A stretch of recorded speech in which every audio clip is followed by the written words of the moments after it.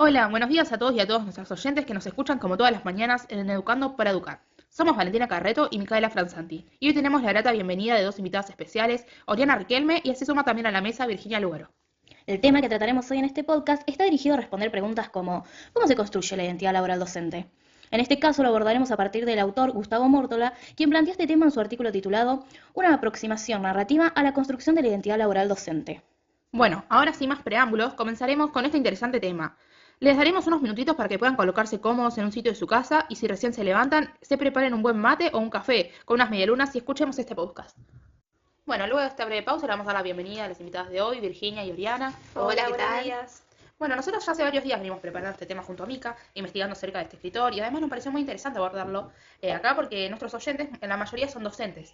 Y nos hicieron muchas preguntas acerca de esto, como por ejemplo, ¿qué elementos bibliográficos rescatan los docentes para explicar? ¿Quiénes son como maestros?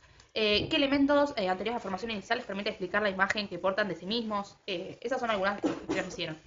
Sí, yo estuve leyendo sobre el tema para poder hablar de Gustavo Mórtola y la verdad que vi que uno de los temas que él aborda es que es uno de los pocos campos laborales donde los sujetos que estudian para ser docentes y conseguir el título realmente ya han pasado aproximadamente unos 15 años estudiando, es decir, tuvieron contacto con la tarea escolar. Sí, Mica, es así. En primer lugar, toma argumentos de una antropóloga argentina llamada Gorosito Kramer, donde nos habla de la palabra identidad. En principio, lo que nos plantea es que la identidad que tiene cada sujeto es un aspecto de una reproducción cultural. Como bien sabemos, al nacer, nacemos dentro de un contexto de cultura, donde dentro de esta cultura, a medida que crecemos y nos desarrollamos, debemos aprender el lenguaje, las costumbres, hábitos, rituales, etc., para ir apropiándonos de la misma. En otras palabras, las vamos internalizando y forma parte de la construcción de nuestra identidad. A su vez, nos relacionamos con otros, compartiendo códigos comunes y transformándose en un nosotros. Además, estos son quienes también influyen en nuestra construcción subjetiva. Bueno, entonces, ¿cómo se construyen las identidades?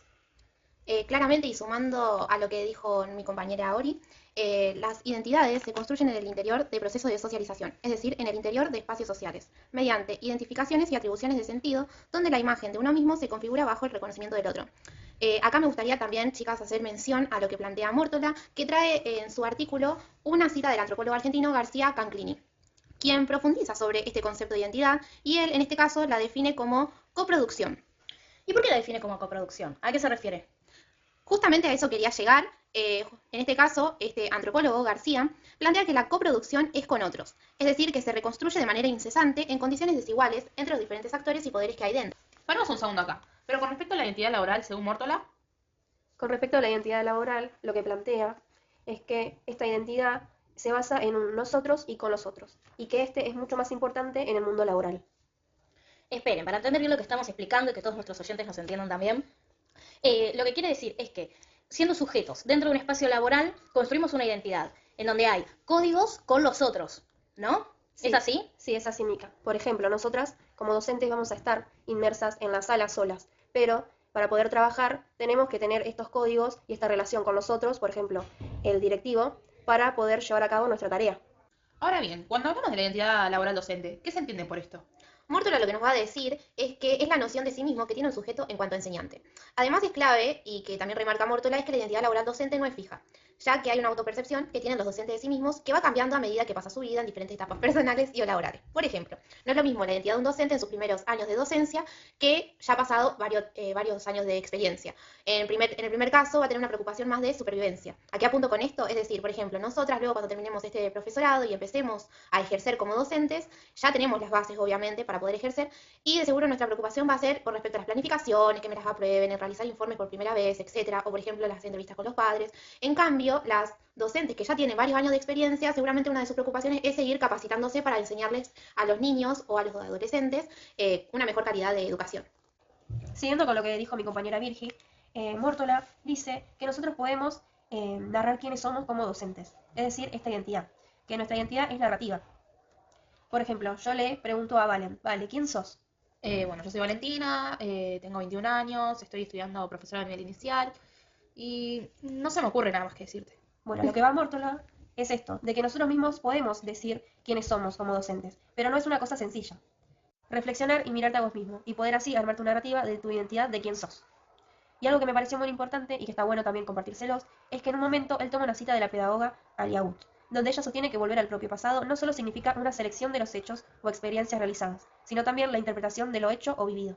Teniendo en cuenta el formar nuestra narrativa, construir nuestra narrativa, estaba pensando con lo que ustedes hablaban de que tenemos que tener en cuenta el contexto en el que lo hacemos, porque no somos los mismos estando en una reunión de padres dentro de la sala o en una reunión con nuestros amigos. Claro, no es la misma narrativa que armamos dependiendo de la situación, del contexto. Bueno, ahora vamos a la última pregunta. Esta pregunta es de una oyente que nos escucha siempre, es de Fabiana. Fabiana nos pregunta ¿por qué creen que la gente se inclina por el lado de la docencia?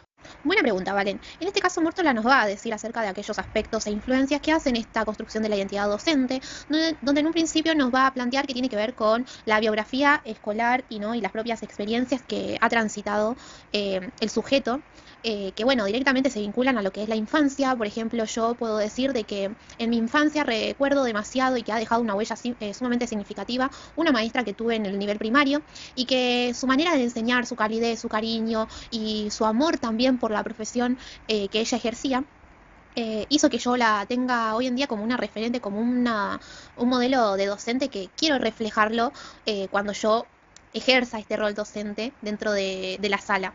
Y que bueno, también es parte de este modelo de docente de mi construcción como docente, ¿no? De mi identidad como docente.